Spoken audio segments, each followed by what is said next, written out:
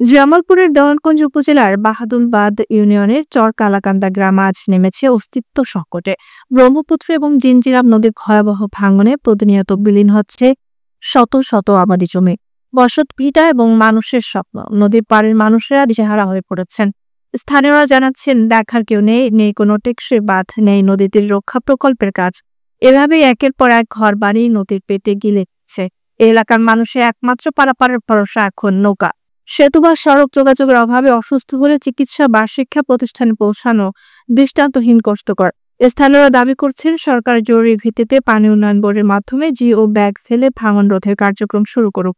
অন্যথায় খুব শিগগিরই চর কালাকান্দা গ্রামের নামের এই জনপদ মানচিত্র থেকে মুছে যাবে।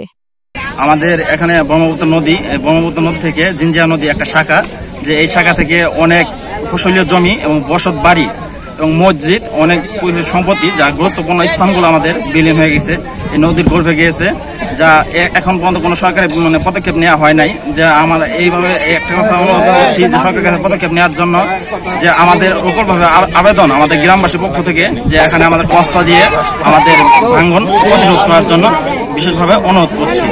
নদীর যে স্রোত, এটা এত বেশি এবং অতিমাত্রা আকার ধারণ করার কারণে অলরেডি আমাদের এই বছরে এখান থেকে প্রায় 15 থেকে 20টার মতো বাড়ি চলে গেছে, নদীগর্ভে বিলীন হয়ে গেছে, এবং আরো এখানে প্রায় 5 শতাধিক বাড়ি ঝুঁকিপূর্ণ অবস্থায় আছে।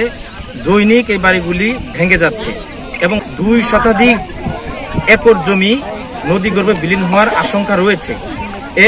কিন্তু আমাদের দেওয়ানগঞ্জ বাহাদুরাবাদ অংশটুকু কোনো কাজকর্ম হচ্ছে না।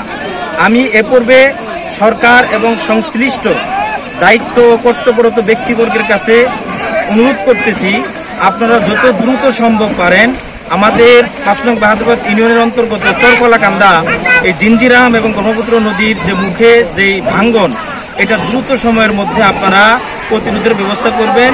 এবং এই এলাকাবাসীর পক্ষ থেকে একটাই দাবি, আমাদের পানের দাবি, যত দ্রুত সম্ভব যাতে আমাদের এই নদীটা বাঁধার ব্যবস্থা করা হয় এবং